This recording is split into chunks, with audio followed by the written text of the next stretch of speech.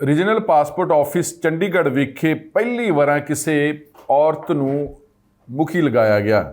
ਇਹ ਚੰਡੀਗੜ੍ਹ ਦੀ ਕੁੜੀ ਆ ਔਰ IFS ਅਧਿਕਾਰੀ ਆ, ਮਤਲਬ Indian foreign service. Priyanka Mehtani regional passport office ਦੀ ਇੰਚਾਰਜ ਨਿਯੁਕਤ ਹੋ ਗਈ ਆ। ਚੰਡੀਗੜ੍ਹ ਦੀ ਰਹਿਣ ਵਾਲੀ ਇਸ ਕੁੜੀ ਨੇ 2015 ਦੇ ਵਿੱਚ UPSC ਟੈਸਟ ਕਲੀਅਰ ਕੀਤਾ ਸੀ। ਫਿਰ ਉਹਨਾਂ ਨੂੰ ਇੰਡੀਅਨ ਫੋਰਨ ਸਰਵਿਸ ਦਾ ਕਾਡਰ ਮਿਲ ਗਿਆ, ਜੌਬ ਮਿਲ ਗਈ ਔਰ ਚੰਡੀਗੜ੍ਹ ਤੈਨਾਤ ਹੋਣ ਤੋਂ ਪਹਿਲਾਂ ਹਾਂਗਕਾਂਗ, ਪੁਰਤਗਾਲ ਅਤੇ ਨਵੀਂ ਦਿੱਲੀ ਦੇ ਵਿੱਚ ਵੀ ਉਹ ਬਤੌਰ ਸੇਵਾ ਕਰ ਚੁੱਕੇ ਹੈਗੇ ਨੇ। ਜਿਹੜਾ ਲੇਟੈਸਟ ਜਿਹੜੀ ਉਹਨਾਂ ਦੀ ਨਿਯੁਕਤੀ ਹੋਈ ਸੀ ਉਹ ਇਹਨਾਂ ਨੇ ਪੁਰਤਗਾਲ ਦੇ ਵਿੱਚ ਕੀਤੀ ਸੀ। ਜੇ ਪੁਰਤਗਾਲ ਦੇ ਵਿੱਚ ਜਿਹੜੀ ਇੰਡੀਅਨ ਐਮਬੈਸੀ ਆ ਉਹਦੇ 'ਚ ਰਹਿ ਚੁੱਕੇ ਨੇ। ਉਸ ਤੋਂ ਪਹਿਲਾਂ 2 ਸਾਲ ਹਾਂਗਕਾਂਗ 'ਚ ਵੀ ਕੰਮ ਕਰ ਚੁੱਕੇ ਨੇ ਔਰ ਦਿੱਲੀ ਦੇ ਵਿੱਚ ਵੀ। ਹਾਲਾਂਕਿ ਜਿਹੜਾ ਰੀਜਨਲ ਪਾਸਪੋਰਟ ਆਫਿਸ ਆ ਇਹਦੇ 'ਚ ਹਮੇਸ਼ਾ ਜ਼ਿਆਦਾਤਰ ਮੇਲ ਅਧਿਕਾਰੀ ਰਹੇ ਨੇ, ਉਹ ਵੀ ਜਿਹੜੇ IPS ਆਫਿਸਰ ਸਨ। ਹੁਣ ਜਿਹੜੇ ਮੌਜੂਦਾ ਸਨ ਹਰਿਆਣਾ ਕੇਡਰ ਦੇ IPS ਅਧਿਕਾਰੀ ਸਨ, ਜਿਹੜੇ ਪਿਛਲੇ ਦਿਨੀ ਜੁਆਇਨ ਕਰ ਗਏ ਨੇ। ਉਹ ਆਪਣੇ ਡੈਪੂਟੇਸ਼ਨ ਜਿਹੜਾ ਉਹਨਾਂ ਦਾ ਖਤਮ ਹੋ ਚੁੱਕਾ ਹੈਗਾ, ਹਰਿਆਣੇ 'ਚ ਉਹ ਵਾਪਸ ਜਾ ਚੁੱਕੇ ਨੇ। ਸੁਭਾਸ਼ ਕਵੀਰਾਜ ਤੋਂ ਬਾਅਦ ਹੀ ਹੁਣ ਜਿਹੜੇ ਪ੍ਰਿੰਕਾ ਮੇਹਤਾਨੀ ਨੇ ਚੰਡੀਗੜ੍ਹ ਦੇ ਵਿੱਚ ਆਪਣੀ ਜ਼ਿੰਮੇਵਾਰੀ ਸੰਭਾਲ ਲਈ ਆ। ਪ੍ਰਿੰਕਾ ਮੇਹਤਾਨੀ ਦੀ ਅਗਰ ਗੱਲ ਕੀਤੀ ਜਾਵੇ, ਜਿਹੜਾ ਉਹਨਾਂ ਦੀ ਸਕੂਲ ਵਾਲੀ ਜਿਹੜੀ ਐਜੂਕੇਸ਼ਨ ਪੜ੍ਹਾਈ ਉਹਨਾਂ ਨੇ ਜਿਹੜਾ ਕਾਰਮਲ ਕਨਵੈਂਟ ਸਕੂਲ ਸੈਕਟਰ 9 'ਚ ਕੀਤੀ ਆ। ਉਸ ਤੋਂ ਬਾਅਦ ਉਹਨਾਂ ਨੇ ਸੈਕਟਰ 32 ਦਾ ਜਿਹੜਾ SD ਕਾਲਜ ਆ ਉੱਥੋਂ ਗ੍ਰੈਜੂਏਸ਼ਨ ਕੀਤੀ ਹੈ। ਗ੍ਰੈਜੂਏਸ਼ਨ ਤੋਂ ਬਾਅਦ ਉਹਨਾਂ ਨੇ MBA ਕੀਤੀ ਆ ਔਰ CA ਵੀ ਕੀਤੀ ਆ, ਮਤਲਬ ਚਾਰਟਰਡ ਅਕਾਊਂਟੈਂਟ ਤੋਂ ਬਾਅਦ ਉਹ UPSC ਦੀ ਤਿਆਰੀ ਕੀਤੀ ਔਰ ਉਹਨਾਂ ਨੇ 2015 ਦੇ ਵਿੱਚ ਉਹਨਾਂ ਦੀ ਸਿਲੈਕਸ਼ਨ ਹੋ ਗਈ ਅਤੇ ਫਿਰ ਉਹਨਾਂ ਨੂੰ ਇੰਡੀਅਨ ਫੋਰਨ ਜਿਹੜਾ ਸਰਵਿਸ ਆ IFS ਕਹਿੰਦੇ ਨੇ ਉਹ ਕਾਡਰ ਮਿਲ ਗਿਆ ਔਰ ਉਸ ਸਮੇਂ ਉਹਨਾਂ ਦਾ ਜਿਹੜਾ ਹਿੰਦੁਸਤਾਨ ਦੇ ਵਿੱਚ 59ਵੇਂ ਨੰਬਰ 'ਤੇ ਉਹਨਾਂ ਨੇ ਟੌਪ ਕੀਤਾ ਗਿਆ ਸੀ ਅਤੇ ਉਹਨਾਂ ਨੇ ਫੋਰਨ ਸੇਵਾ ਵਿੱਚ ਜਾਣਾ ਉਹਨਾਂ ਦੀ ਇੱਛਾ ਹੀ ਅਤੇ ਉਹ IPS ਅਧਿਕਾਰੀ ਲੱਗ ਗਏ। ਹਾਲਾਂਕਿ ਉਸ ਸਮੇਂ ਸ਼ਾਇਦ ਇੰਨਾ ਉੱਚਾ ਰੈਂਕ ਸੀ, ਉਹ IS ਜਾਂ IPS 'ਚ ਵੀ ਜਾ ਸਕਦੇ, ਲੇਕਿਨ ਉਹਨਾਂ ਦੀ ਜਿਹੜੀ ਪ੍ਰਾਇਓਰਟੀ ਆ ਉਹ ਇੰਡੀਅਨ ਫੋਰਨ ਸਰਵਿਸ ਰਹੀ। ਜਦੋਂ ਉਹਨਾਂ ਨੇ ਇੰਡੀਅਨ ਫੋਰਨ ਸਰਵਿਸ ਜੁਆਇਨ ਕੀਤੀ, ਉਸ ਤੋਂ ਬਾਅਦ 2016 ਵਿੱਚ ਉਹਨਾਂ ਦੀ ਪੁਰਤਗਾਲ ਦੇ ਵਿੱਚ ਨਿਯੁਕਤੀ ਹੋਈ। 1.5 ਸਾਲ ਉਹਨਾਂ ਨੇ ਉੱਥੇ ਕਰੀਬ ਕੰਮ ਕੀਤਾ। ਉਸ ਤੋਂ ਬਾਅਦ ਉਹਨਾਂ ਨੇ ਹਾਂਗਕਾਂਗ ਦੇ ਵਿੱਚ 2 ਸਾਲ ਉਹਨਾਂ ਨੇ ਉੱਥੇ ਨੌਕਰੀ ਕੀਤੀ।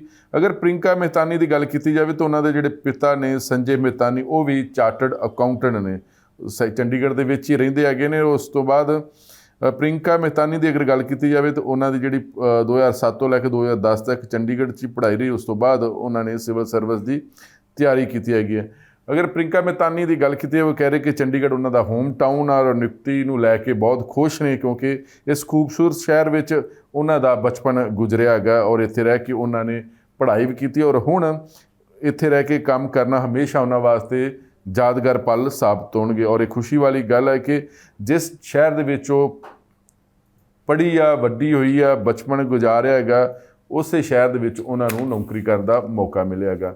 ਔਰ ਉਹਨਾਂ ਨੇ ਜਿੱਥੇ ਅਗਰ ਗ੍ਰੈਜੂਏਸ਼ਨ ਤੋਂ ਬਾਅਦ MBA ਵੀ ਉਹਨਾਂ ਨੇ ਸਟੈਨਫੋਰਡ ਯੂਨੀਵਰਸਿਟੀ ਤੋਂ ਕੀਤੀ ਹੈ। ਫਿਰ CA ਕਿਉਂਕਿ ਉਹਨਾਂ ਦੇ ਪਿਤਾ ਵੀ ਚਾਰਟਰਡ ਅਕਾਊਂਟੈਂਟ ਸਨ, ਸਿਵਲ ਸਰਵਿਸ ਦੀ ਤਿਆਰੀ ਕੀਤੀ ਹੈਗੀ ਔਰ ਇੰਡੀਅਨ ਫੋਰਨ ਸਰਵਿਸ ਉਹਨਾਂ ਨੂੰ ਕਾਡਰ ਮਿਲ ਗਿਆ ਹੈਗਾ। ਹਾਲਾਂਕਿ ਉਸ ਸਮੇਂ ਉਹਨਾਂ ਦਾ ਹਿੰਦੁਸਤਾਨ ਜਦੋਂ ਰਿਜ਼ਲਟ ਆਏ ਸੀ, UPSC ਨੇ ਸਿਵਲ ਸਰਵਿਸ ਦੇ ਰਿਜ਼ਲਟ ਘੋਸ਼ਿਤ ਕੀਤੇ ਗਏ ਸੀ, ਉਸ ਸਮੇਂ ਉਹਨਾਂ ਦਾ 59 ਨੰਬਰ ਰੈਂਕ ਸੀ।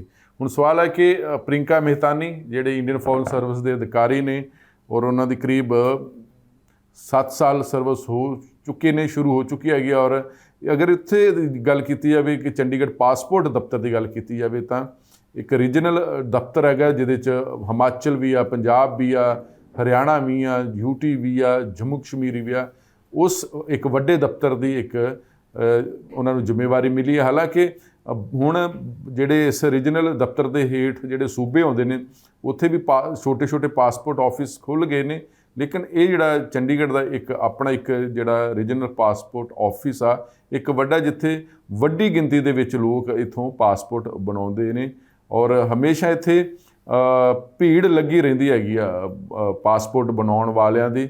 ਹੁਣ ਦੇਖਦੇ ਹਾਂ ਕਿ ਉਸ ਕੰਮ ਨੂੰ ਲੈ ਕੇ ਜਿਹੜਾ ਸਮੂਥ ਲੋਕਾਂ ਨੂੰ ਕਿਸੇ ਪਰੇਸ਼ਾਨੀ ਦਾ ਸਾਹਮਣਾ ਨਾ ਕਰਨਾ ਪਵੇ। ਬਹੁਤ ਸਾਰੀਆਂ ਚੁਣੌਤੀਆਂ ਵੀ ਆ ਔਰ ਦੇਖਦੇ ਕਿ ਪ੍ਰਿੰਕਾ ਮੇਹਤਾਨੀ ਉਹਨਾਂ ਚੁਣੌਤੀਆਂ ਨੂੰ ਕਿਵੇਂ ਪਾਰ ਕਰਦੇ ਹੈਗੇ ਨੇ। ਔਰ ਹਾਲਾਂਕਿ ਚਾਹੇ ਪਾਸਪੋਰਟ ਦਫ਼ਤਰਾਂ ਦੀ ਗੱਲ ਕੀਤੀ ਜਾਵੇ ਕਿ ਕਈ ਜਿਹੜੇ ਨੇ ਇੱਥੇ ਪ੍ਰਾਈਵੇਟ ਆਊਟਸੋਰਸਿੰਗ ਦੇ ਨਾਲ ਵੀ ਸਰਕਾਰ ਦਾ ਸਮਝੌਤਾ, ਉੱਥੇ ਵੀ ਉਹ ਪਾਸਪੋਰਟ ਬੰਦ ਹੈ, ਲੇਕਿਨ ਜਿਹੜਾ ਮੇਨ ਜਿਹੜੀ ਜ਼ਿੰਮੇਵਾਰੀ ਹੈ ਉਹ ਰੀਜਨਲ ਪਾਸਪੋਰਟ ਦਫ਼ਤਰ ਦੀ ਹੈਗੀ, ਜਿਨ੍ਹਾਂ ਦੇ ਮੁਖੀ ਹੁਣ ਪ੍ਰਿੰਕਾ ਮਹਿਤਾਨੀ ਨੂੰ ਲਗਾਇਆ ਗਿਆ ਹੈਗਾ। ਔਰ ਸਭ ਤੋਂ ਵੱਡੀ ਗੱਲ ਹੈ ਕਿ ਉਸੇ ਸ਼ਹਿਰ 'ਚ ਪੜ੍ਹੀ ਲਿਖੀ ਹੋਵੇ, ਉਸੇ ਸ਼ਹਿਰ ਚ ਬਚਪਨ ਬਿਤਾਇਆ ਹੋਵੇ, ਹੁਣ ਘੱਟੋ ਘੱਟ ਉਸੇ ਸ਼ਹਿਰ 'ਚ ਉਹਨਾਂ ਨੂੰ ਬਤੌਰ ਮੁਖੀ ਦੇ ਤੌਰ ਤੇ ਕੰਮ ਕਰਨ ਦਾ ਮੌਕਾ ਮਿਲਿਆ ਗਿਆ। ਕਿਉਂਕਿ ਜਿਹੜੇ ਇਹਨਾਂ ਤੋਂ ਪਹਿਲਾਂ ਜਿਹੜੇ IPS ਆਫੀਸਰ ਸਨ, ਸੁਭਾਸ਼ ਕਵੀਰਾਜ ਜਿਹੜੇ ਹਰਿਆਣਾ ਕੇਡਰ ਦੇ IPS, ਉਹ 5 ਸਾਲ ਇੱਥੇ ਰਹਿ ਕੇ ਗਏ ਨੇ। ਕਿਉਂ ਘੱਟੋ ਘੱਟ ਵੈਸੇ ਜਿਹੜਾ ਡੈਪੂਟੇਸ਼ਨ ਦਾ ਪੀਰੀਅਡ ਹੁੰਦਾ ਇੱਕ IAS ਜਾਂ IPS ਜਾਂ IFS ਜਾਂ ਹੋਰ ਵੀ ਜਿਹੜੇ ਕਾਡਰ ਪੋਸਟਾਂ ਹੁੰਦੀਆਂ ਨੇ 3 ਸਾਲ ਹੁੰਦਾ, ਲੇਕਿਨ ਹੌਲੀ ਹੌਲੀ 3 ਤੋਂ ਵਧਾ ਕੇ ਐਕਸਟੈਂਸ਼ਨ ਮਿਲ ਜਾਂਦੀ 5 ਸਾਲ। ਤੇ ਲੱਗਦਾ ਕਿ ਅਗਲੇ 5 ਸਾਲ ਅਗਰ ਮੰਨ ਕੇ ਚੱਲੀਏ, ਅਗਰ ਸੁਭਾਸ਼ ਕਵੀਰਾਜ ਇੱਥੇ 5 ਸਾਲ ਡੈਪੂਟੇਸ਼ਨ ਰਿਹਾ ਤੇ ਅਗਲੇ 5 ਸਾਲ ਲੱਗਦਾ ਕਿ ਹੁਣ ਪ੍ਰਿੰਕਾ ਮਹਿਤਾਨੀ ਹੀ ਚੰਡੀਗੜ੍ਹ ਦੇ ਵਿੱਚ ਬਤੌਰ ਰੀਜਨਲ ਪਾਸਪੋਰਟ ਆਫੀਸਰ ਤੌਰ ਤੇ ਕੰਮ ਕਰਦੇ ਰਹਿਣਗੇ। ਔਰ ਲੋਕਾਂ ਨੂੰ ਜਿਹੜੀਆਂ ਕਮੀਆਂ ਪੇਸ਼ੀਆਂ ਜਾਂ ਮੁਸ਼ਕਿਲਾਂ ਪਾਸਪੋਰਟ ਨੂੰ ਲੈ ਕੇ ਉਹ ਵੀ ਪਹਿਲ ਦੇ ਆਧਾਰ ਤੇ ਹੱਲ ਕਰਨ ਦੀ ਕੋਸ਼ਿਸ਼ ਕਰਨਗੇ। ਫਿਲਹਾਲ ਤੁਸੀਂ ਇਸੇ ਤਰ੍ਹਾਂ ਦੇਖਦੇ ਰਹੋ ABC ਪੰਜਾਬ। ਤੁਹਾਡਾ ਬਹੁਤ ਬਹੁਤ ਸ਼ੁਕਰੀਆ।